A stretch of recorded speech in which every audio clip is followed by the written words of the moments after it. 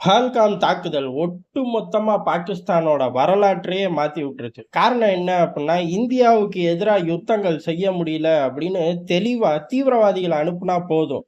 தீவிரவாதத்து மூலியமாவே ஒரு யுத்த பூமியாவே வச்சிருப்போம் அப்படிங்கிறது தான் அவர்களோட எண்ணப்பாடு. நேரடியா மோதி ஜெயிக்க முடியல, தீவிரவாதிகள வச்சு ஜெயிச்சுப்புடுவோம், இல்ல தலைவலி குடுத்துக்கிட்டே இருப்போம் அப்படிங்கிறது தான். ஆனா எல்லைகள்ல ஊடுருவ வச்சா தானே அப்படின்னு சொல்லி இந்தியா இறங்கி அடிச்சுச்சு. ரொம்ப காலம் வேடிக்கை பார்த்துச்சு. அப்புறம் இறங்கி அடிச்சுச்சு. அப்புறம் ஆர்டிகிள் 370 தூக்கணும். தீவிரவாதிகள் அப்படிங்கிறதுக்கே வேலை இல்லாம போயிருச்சு.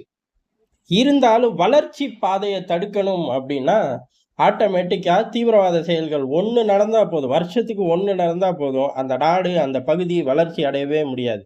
ஸ்ரீலங்கா ஏன் உட்கார்ந்துச்சு? ஒரு திவால நோக்கி போச்சுன்னா 2டே தவறு தான். 1 இயற்கை விவசாயத்துக்கு மாறுறேன் அப்படின்னு அப்படியே ஒரு யூ டர்ன் போட்டாய்ங்க. அது எந்த தீர்க்கதரிசி குடுத்து அந்த யூ டர்ன்க்குள்ள போனாய்ங்க அப்படின்னு சத்தியமா தெரியல. அடுத்தது அங்க வெடிச்ச குண்டு வெடிப்பு. ஈஸ்டர் தின குண்டு வெடிப்பு. இது 2ம் தான் உள்நாட்டு யுத்தத்துல இருந்தப்ப கூட இம்புட்டு டேமேஜ் அவனுங்களுக்கு குடுக்கல. ஆனா மிகப்பெரிய டேமேஜ குடுத்துச்சு. அதே மாரி தான் இவர்களும் இந்த தீவிரவாதத்த நெனச்சுக்கிட்டு இருந்தார்கள். ஆனா, இந்த தீவிரவாத தாக்குதலுக்கு பதில்ல தீவிரவாதிய கொல்லுவோம், தீவிரவாதிய வேட்டையாடுவோம், எல்லைகள்ல பாதுகாப்ப அதிகரிப்போம் அப்படிங்கிறது தான் இந்தியாவோட நிலைப்பாடா இருந்துச்சு. ஆனா 2016, 19க்கு அப்புறம் அது அப்படியே ஸ்லோவா மாறிருச்சு. தீவிரவாத தாக்குதல் அப்புட்ன்னா, தீவிரவாத முகாம்கள் ஒழிக்கப்படும். தீவிரவாத தாக்குதல் அப்புட்ன்னா, தீவிரவாத முகாம்கள் இன் டெப்த்தா பாகிஸ்தானுக்குள்ள எங்க இருந்தாலும் ஒழிக்கப்படும். அடுத்து 2025 அப்படிங்கிறது தீவிரவாத முகாம்கள்லாம் கிடையாது.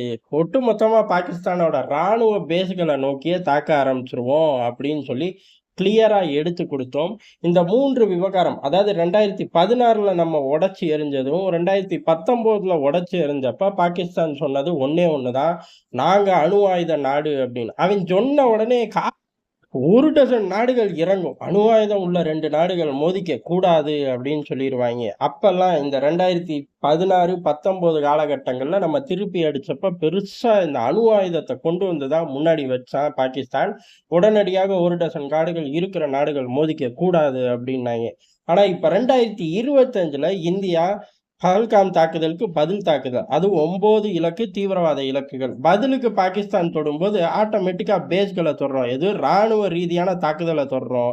இந்த பகல்காம் தாக்குதலுக்கு ஒரு பதில் தாக்குதல் நடத்துனீங்க அப்படின்னா, அணு ஆயுதம் இருக்கு எங்ககிட்ட அப்படின்னாய்ங்க. திருப்பி நம்ம 9 டெரரிஸ்ட் பேஸ்கள தகர்த்தோம்.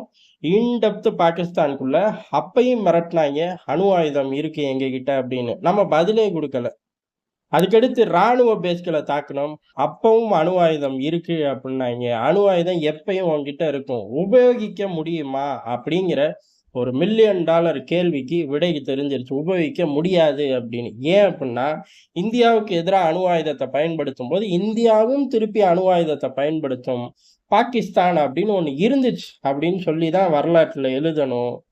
ஆனா பாகிஸ்தான் பயன்படுத்தும்போது, இந்தியா தடுக்கறக்கு 99% வாய்ப்பு இருக்கு. 1% தடுக்கல அப்படின்னாலும், ஏதோ ஒரு நகரம் பலிகேட் தான். இதெல்லாம் வந்து 1% அணு ஆயுதத்த பயன்படுத்த போறதில்ல. ஆனா பாகிஸ்தான பொறுத்தவரையும், ஒட்டுமொத்த பாகிஸ்தானும் அழிஞ்சிரும் அப்படிங்கிறது தான் எவனும் சப்போர்ட்டுக்கு வரமாட்டான். இந்த மாரி அணு ஆயுதம் பயன்படுத்தலாம் முடியாது.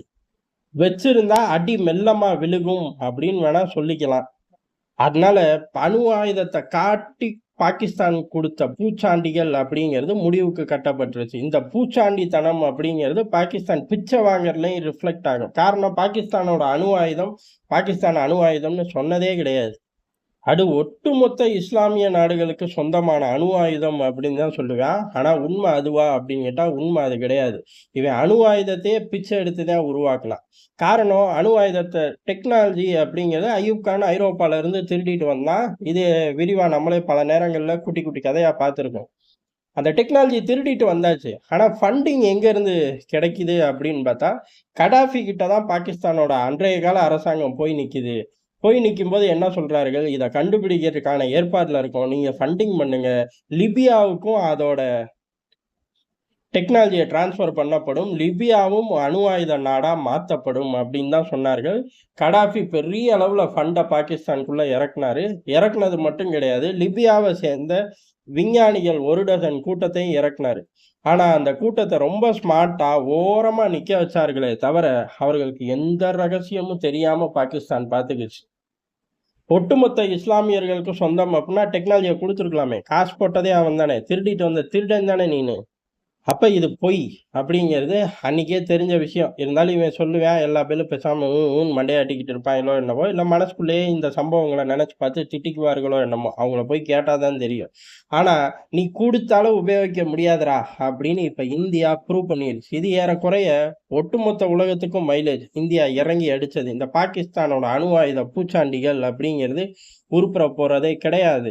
இந்தியா இறங்கி அடிச்சா அதை கையில வச்சுக்கிட்டே இருக்க வேண்டியதுதான். ஒரு ஸ்டேஜ்ல அதையும் புடுங்கிடுவாங்க பாத்துக்க அப்படிங்கிறத ராணுவம் சிறப்பா செஞ்சு காட்டிருச்சு. 2025 அப்படிங்கிறது ஏறக்குறைய பாகிஸ்தான் அணு ஆயுதத்தை கண்டுபிடிச்சதுல இருந்து ஒரு பூச்சாண்டியை கையில வச்சுக்கிட்டே இருந்தேன். அந்த பூச்சாண்டியை அடிச்சு ஓட விட்டுட்டோம் ஆபரேஷன் சிந்தூர் மூலியமா. அதை தொடர்ந்து பல ஹிட் பாகிஸ்தானுக்குள்ள அடிச்சது மூலியமா ஒட்டு மொத்தமா 2025 அப்படிங்கிறது பாகிஸ்தான் அணு ஆயுதம் அப்படிங்கிறது வச்சிருந்தும் பிரயோஜனம் இல்லைங்கிறத திருப்பி நிரூபிச்சிட்டோம். தப்பி தவறி எடுத்தா ஒட்டுமொத்த பாகிஸ்தானும் இருக்காதுங்கிறதை தெளிவா சொல்லிட்டோங்கிறதா யதார்த்தமான உண்மை.